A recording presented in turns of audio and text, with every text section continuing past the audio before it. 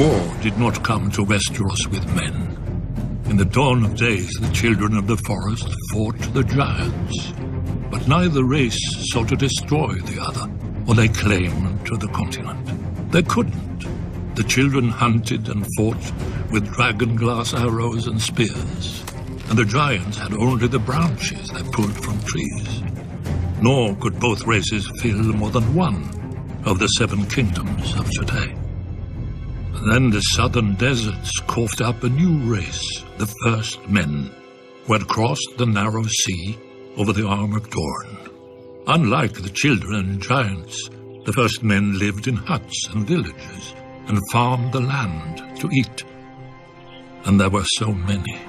As the numbers swelled, men needed ever more fields and timber. Of course, they saw that the great forests could provide both. When they cut into the deep woods, however, they stumbled on a strange sight. A white tree with red leaves and a face staring back at them.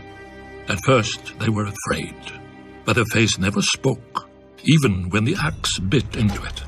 The First Men didn't know what a weirwood was. They didn't know that a weirwood grows forever if left in peace, or that the native children believed their spirits went into it after death.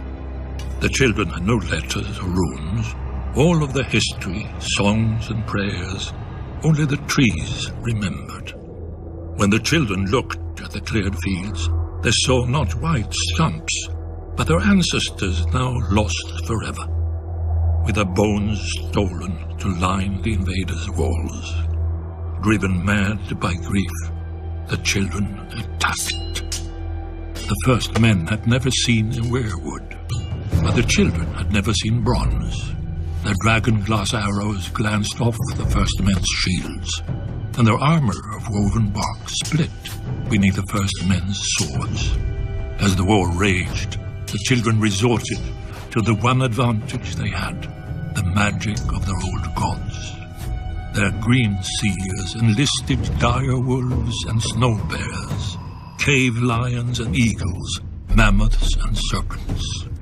In return, the First Men cut down and burned every weirwood they could find, fearing that the children would spy on them through the faces in the trees. The children became desperate.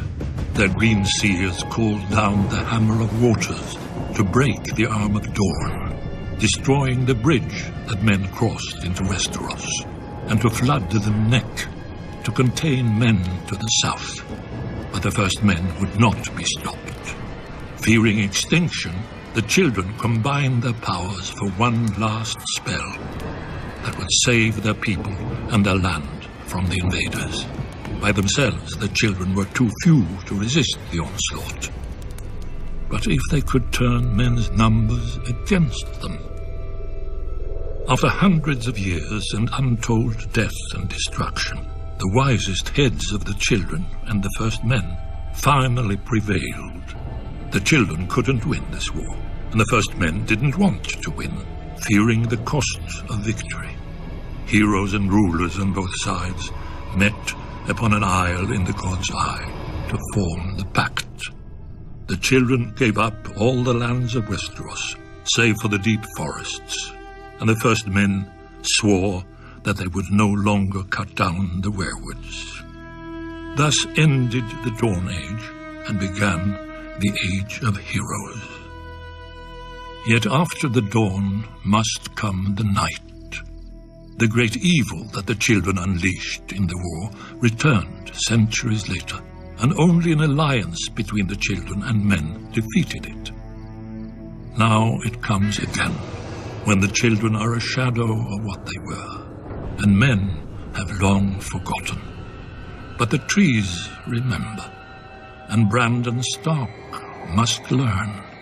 Or, as we watched the First Men, so we will watch the last.